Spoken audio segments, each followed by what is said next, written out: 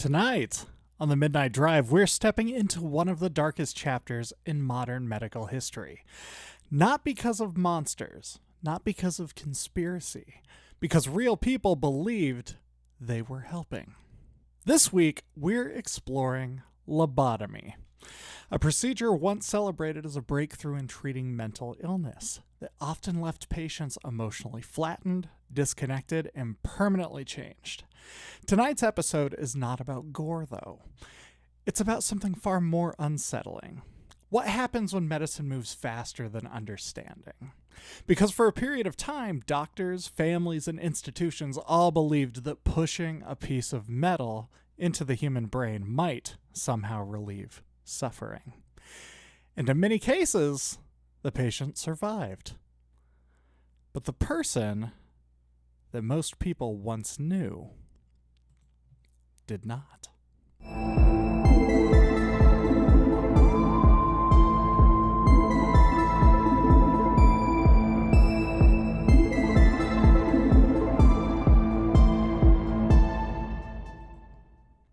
There are certain moments in history that become difficult to emotionally process once enough time has passed.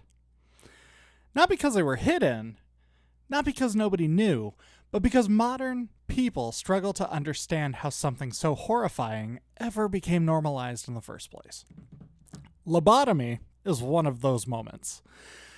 Because when most people hear the word now, the reaction is immediate discomfort. A procedure involving an icepick-like instrument pushed through the eye socket into the brain.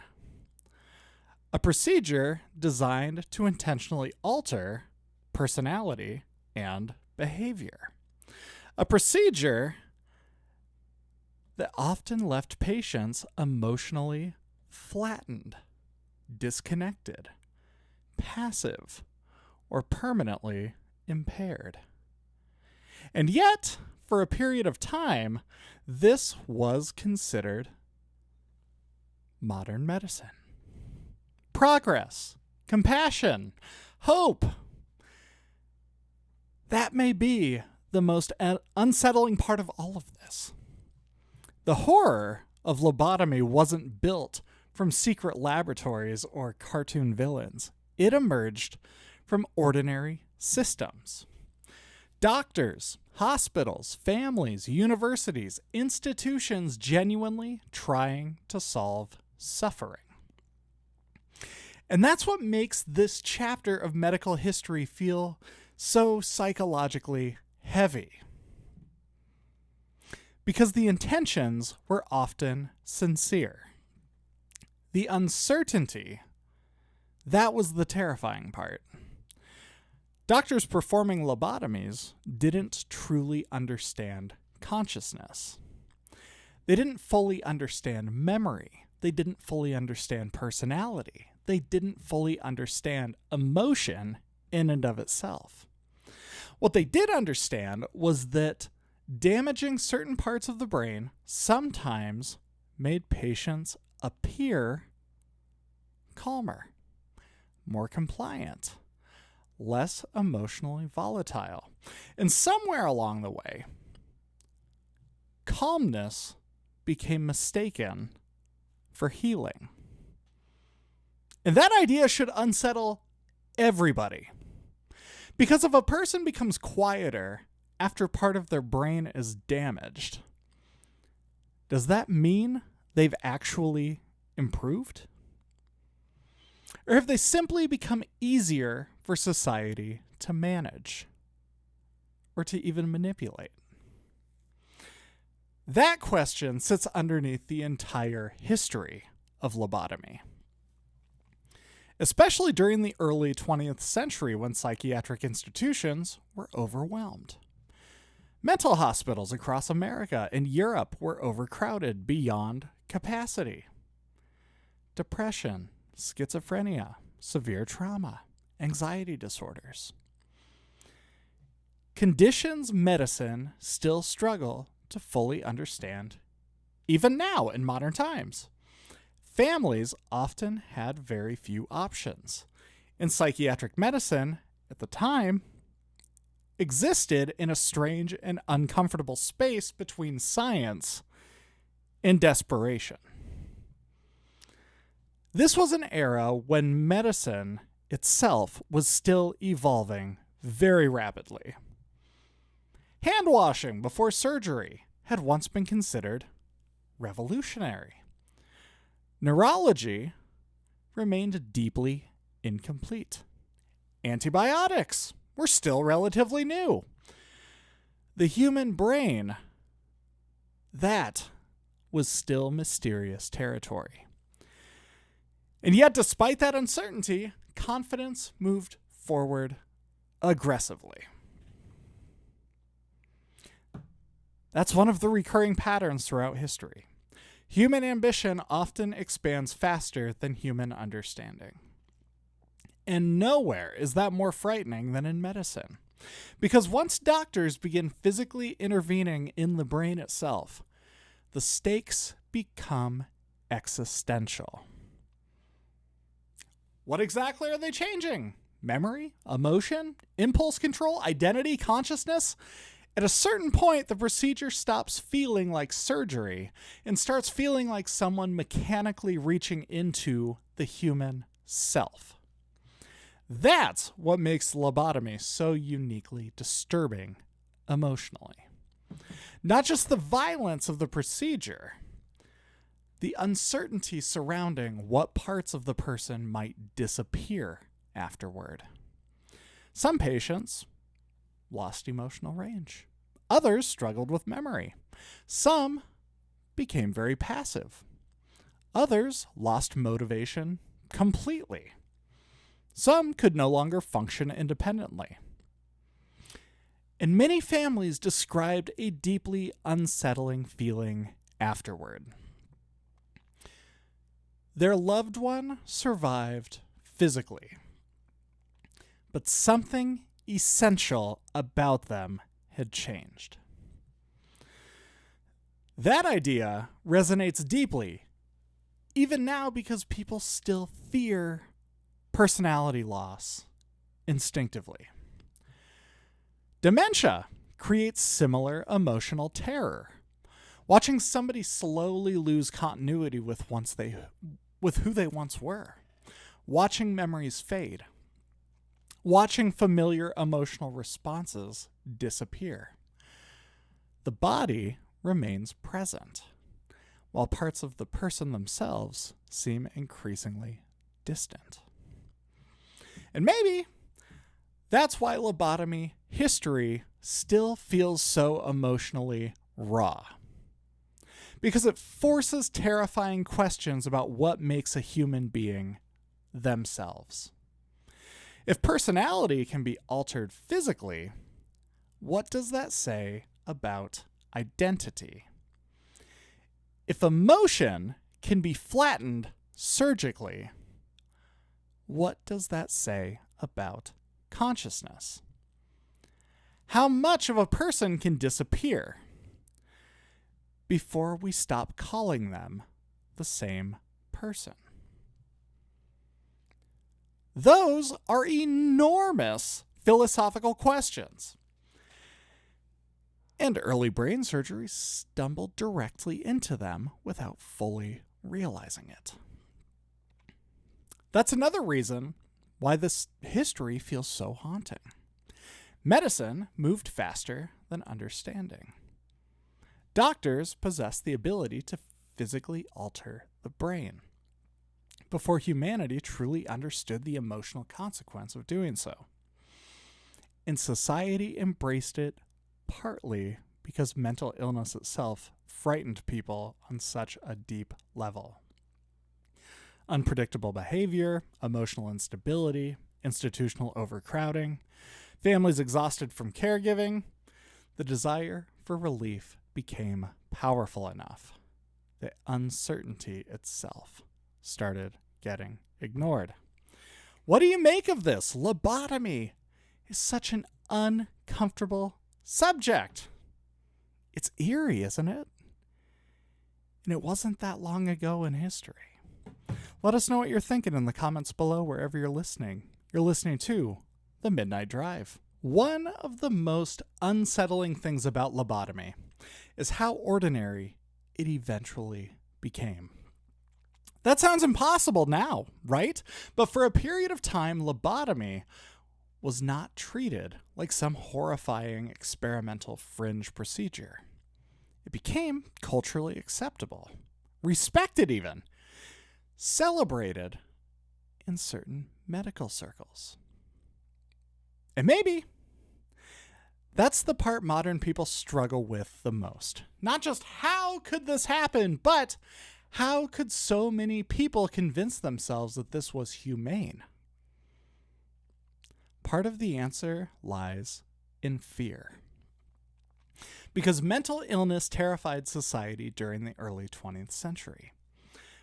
Not simply because people lacked compassion, but because there were so very few effective treatments available.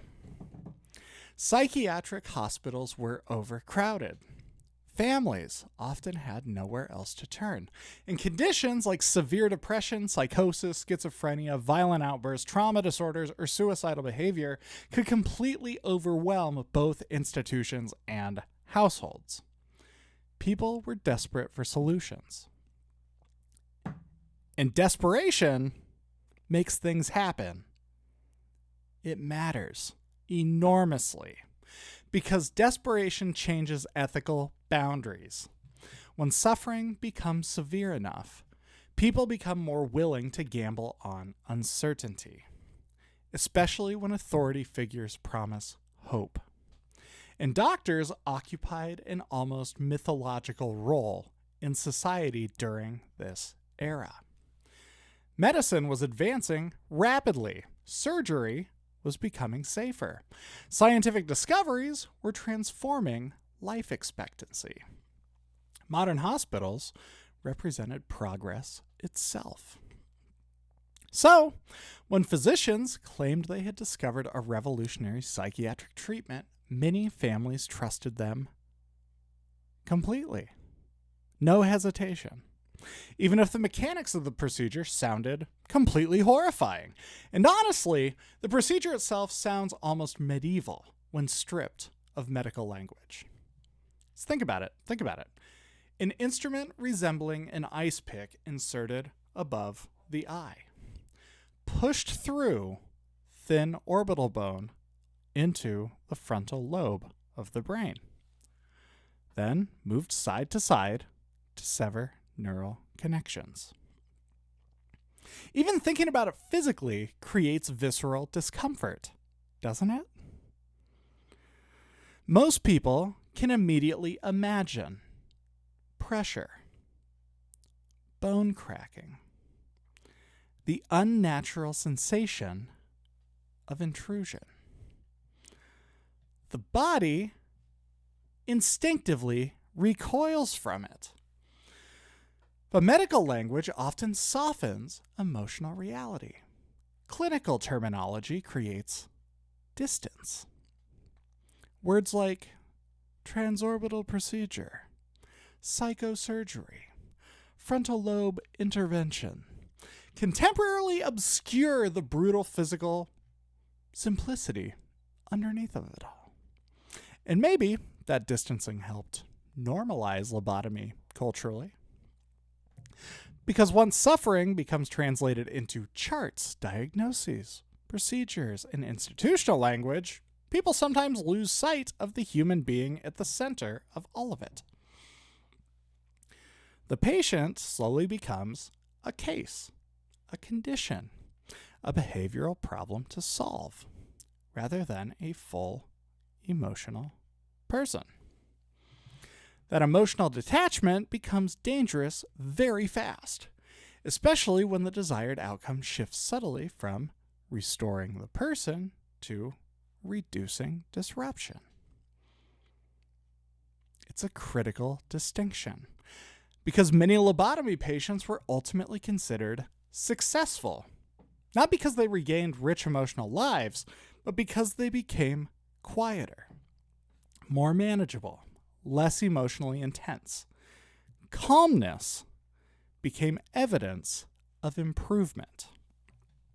even when parts of that person had disappeared in the process.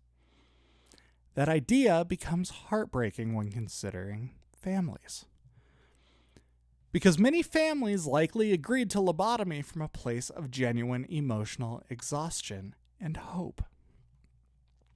Watching someone suffer psychologically for years can devastate entire households, especially during an era with limited treatment and overwhelming social stigma surrounding mental illness. Some families were probably told, this may finally help. And maybe they wanted to desperately believe it.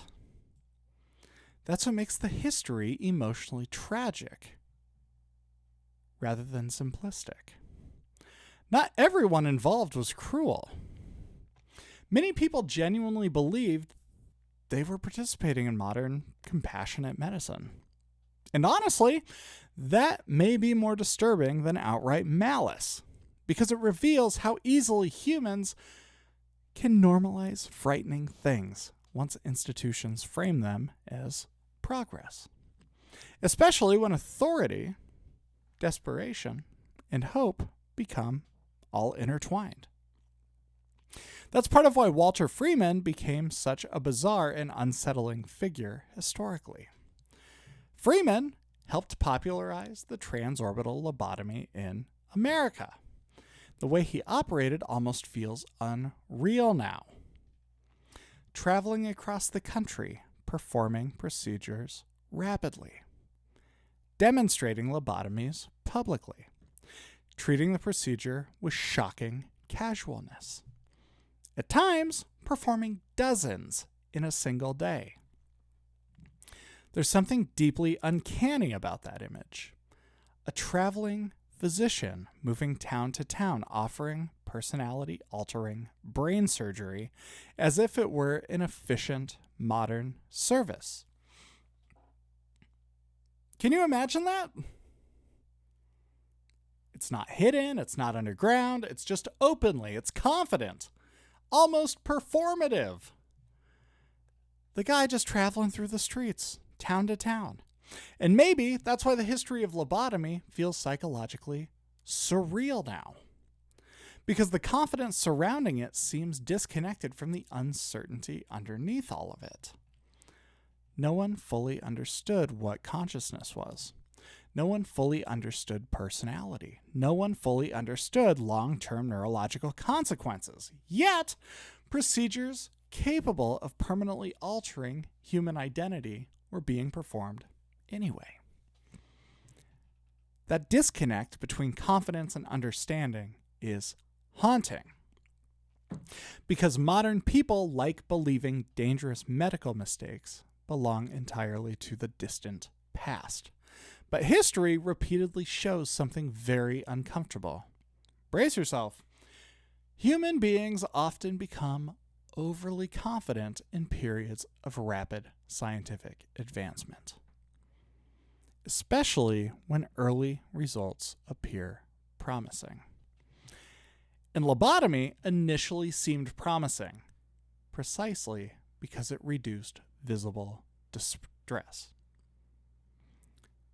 Not reducing visible distress is not always the same thing as healing suffering. That may be central tragedy buried inside this entire chapter of medicine. The procedure often made suffering quieter, without necessarily restoring the fullness of a person experiencing it. And maybe that's why the history lingers emotionally, even now. Because beneath all of the medical terminology and historical distance, lobotomy forces one terrifying realization. Human identity is physically fragile. A tiny alteration inside the brain can reshape emotion, memory, personality, motivation, behavior, relationships, and selfhood itself. That realization unsettles people deeply because it destabilizes comforting ideas about permanence. You're listening to The Midnight Drive. There's a particular kind of horror that only exists inside of institutions. Not loud horror, not cinematic horror, very quiet horror, fluorescent horror. The kind hidden beneath paperwork, procedure, routine, and authority. In psychiatric hospitals during the lobotomy era often carried exactly that atmosphere. Imagine long hallways, muted voices, locked wards, institutional lighting humming softly overhead, patients reduced to charts, symptoms, and diagnoses. Entire systems trying desperately to manage overwhelming psychological suffering with limited understanding and very few effective tools. That's the emotional backdrop lobotomy emerged from. Not evil laboratories, overwhelmed institutions. And maybe that's important to remember, because history becomes too easy when people reduce it to obvious villains. The real danger often comes from ordinary systems convincing themselves they are being compassionate.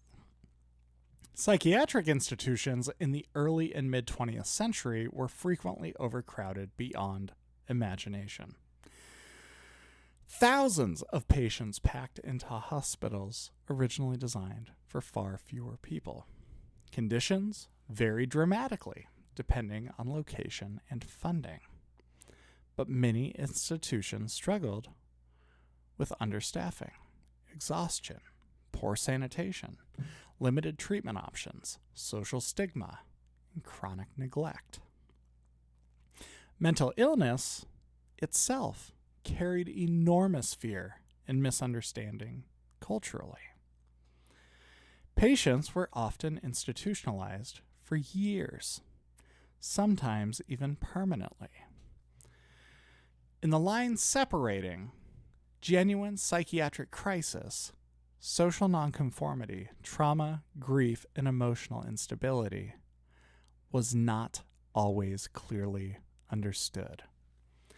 Women especially could be institutionalized for behavior society viewed as disruptive, emotional, rebellious, or just difficult.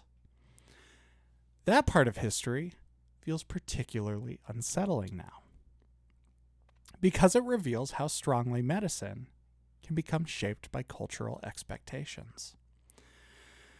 Society defines normal. Institutions enforce normal. And medicine sometimes becomes the mechanism used to move people toward that standard. That creates dangerous, ethical territory immediately, especially once emotional discomfort itself starts being viewed as pathology. That's one reason this period of psychiatric history still feels so heavy emotionally. The goal was often not simply healing. Sometimes the goal became compliance, quietness, predictability, manageability. And once those traits became medically prioritized, individuality itself can start feeling inconvenient to institutions. The idea itself, that should be disturbing to everybody, because humans are emotionally messy by nature. Grief is messy. Trauma is messy. Depression is messy. Fear is messy. Identity itself is messy. But institutions naturally prefer order, predictability, efficiency. That's the tension between human complexity and institutional order. That tension sits underneath much of this territory. And lobotomy represented one of the most extreme examples of trying to medically engineer emotional order. Not necessarily from cruelty, often from exhaustion, from desperation, from a genuine desire to reduce the visible suffering. But intentions become complicated when the intervention itself fundamentally alters the person. That's where the existential horror enters the chat. Because unlike many medical procedures, lobotomy wasn't targeting a broken bone or an infected organ. It was intervening directly in personality, emotion, thought, memory, identity. The procedure blurred the line between healing and modification. And once medicine begins modifying the self itself, philosophical questions become unavoidable. What exactly counts as recovery? If a patient becomes emotionally flat but easier to manage, is that wellness? If emotional intensity disappears entirely, was the suffering cured? Or was part of the person erased alongside it? Those questions still echo through modern psychiatry in quieter ways, even now. Not because modern medicine is equivalent to lobotomy. It absolutely is not. Modern psychiatry operates with vastly more research, ethics, oversight, consent standards, medication precision, and neurological understanding. Those distinctions are everything. But the history still leaves behind important warnings, especially about certainty. Because one of the most frightening patterns throughout human history is how quickly confidence can outrun understanding. Lobotomy was once viewed by many respected professionals as cutting-edge science. That should humble every generation, not create anti-science paranoia. The opposite, it should encourage caution, humility, ethics, a willingness to acknowledge uncertainty honestly. That's one of the complicated truths buried inside this history. Modern neuroscience, learned partly through failure, through horrifying mistakes, through procedures and philosophies that medicine eventually recognized as deeply harmful. Pay attention to that discomfort, because human progress is rarely emotionally clean. Advances in surgery, ethics, psychiatry, neurology, and patient rights were often sharpened precisely because early generations crossed dangerous lines first. That doesn't justify the suffering, but it does complicate the history emotionally. And maybe that complexity is why this chapter still lingers so heavily in collective memory, because it refuses easy answers. The doctors were not all monsters. The families were not all foolish. The patients were not simply statistics. Everyone involved existed inside a medical system struggling against enormous uncertainty. And uncertainty can become dangerous when paired with institutional authority, especially when society becomes emotionally desperate for solutions. That's another reason old psychiatric hospitals continue haunting the public imagination, even now. It's not necessarily because they're paranormal, but because they represent a collision between suffering, authority, science, control, hope, fear, and identity. They're all compressed into one environment. Old institutional photographs capture that atmosphere perfectly sometimes. Rows of beds, blank walls, harsh lighting, quiet hallways.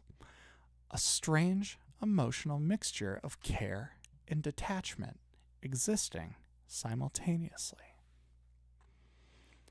What are your thoughts on the episode so far? I'd love to hear how you're experiencing all of this. Let us know in the comments below wherever you might be listening tonight. We always love having you along. right here on the Midnight Drive. Perhaps the most frightening thing about lobotomy is how normal it all once sounded. That's the realization that lingers long after the history itself is over. It's not just, how could this happen? But instead, how did this ever stop sounding horrifying?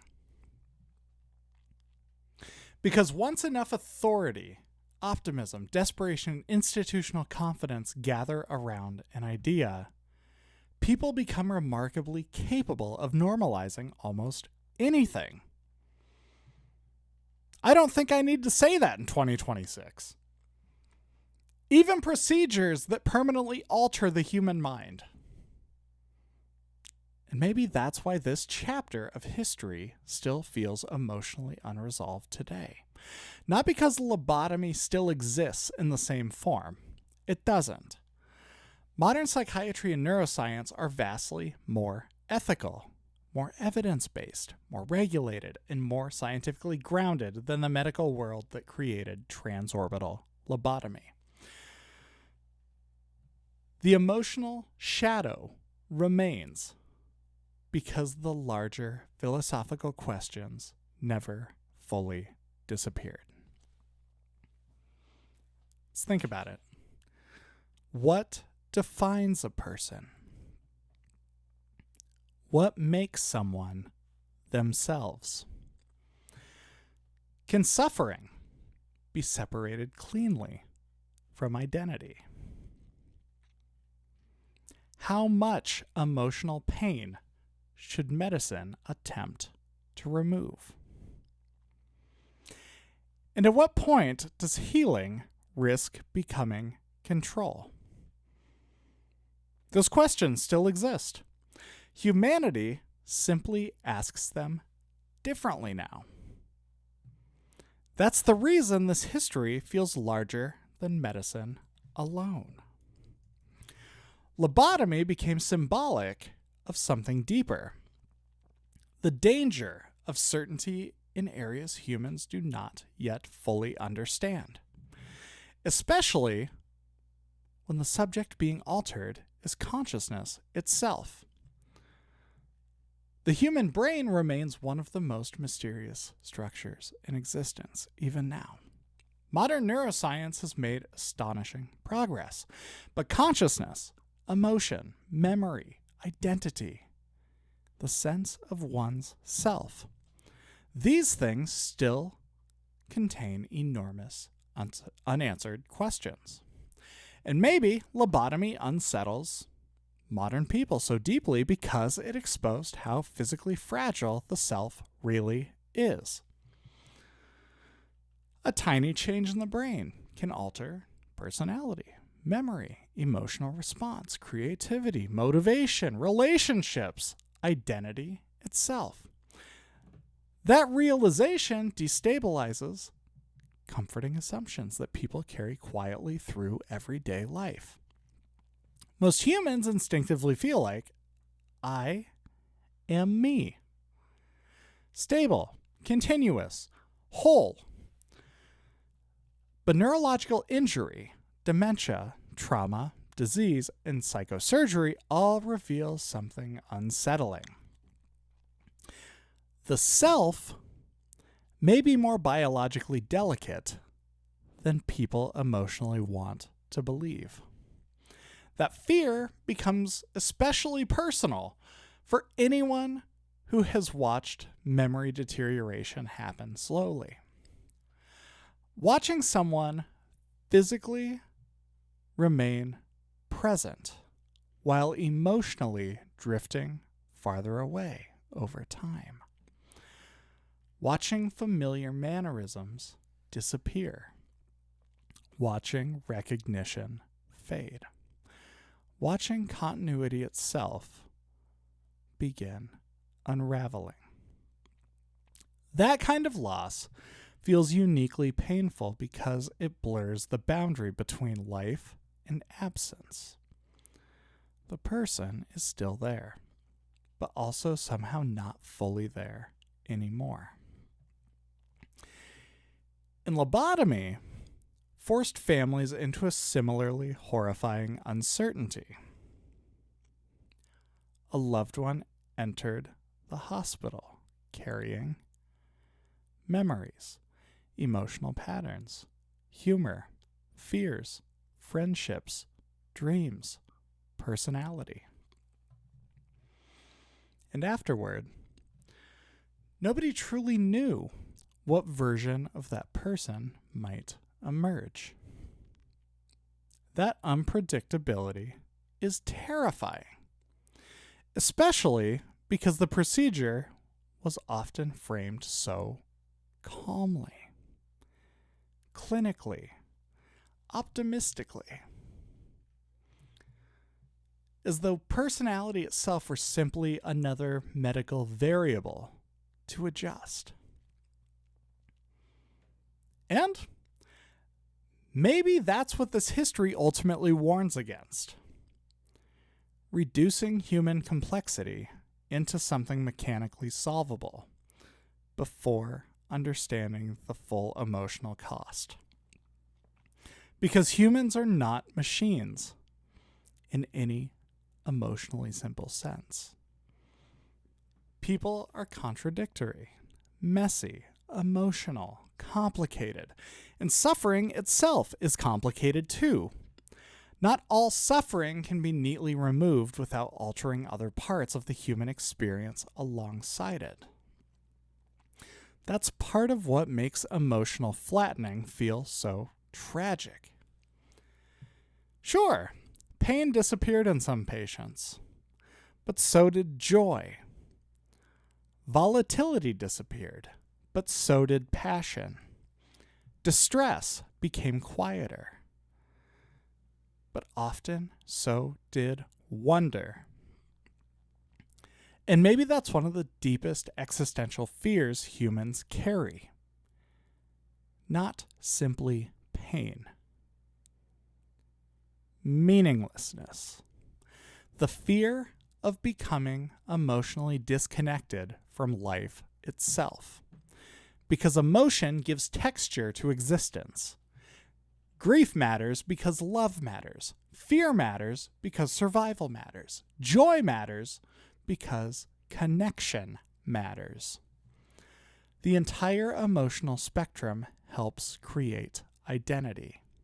And once medicine begins accidentally erasing portions of that spectrum, the ethical ground beneath the procedure becomes frighteningly unstable.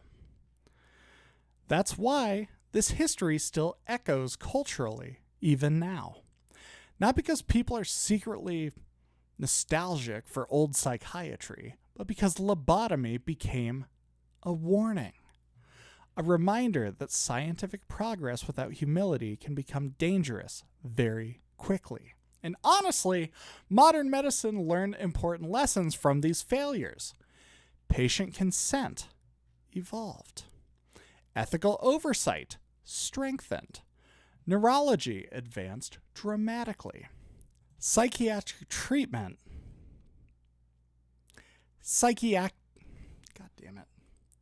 Psychiatric treatment became far more evidence-based and individualized.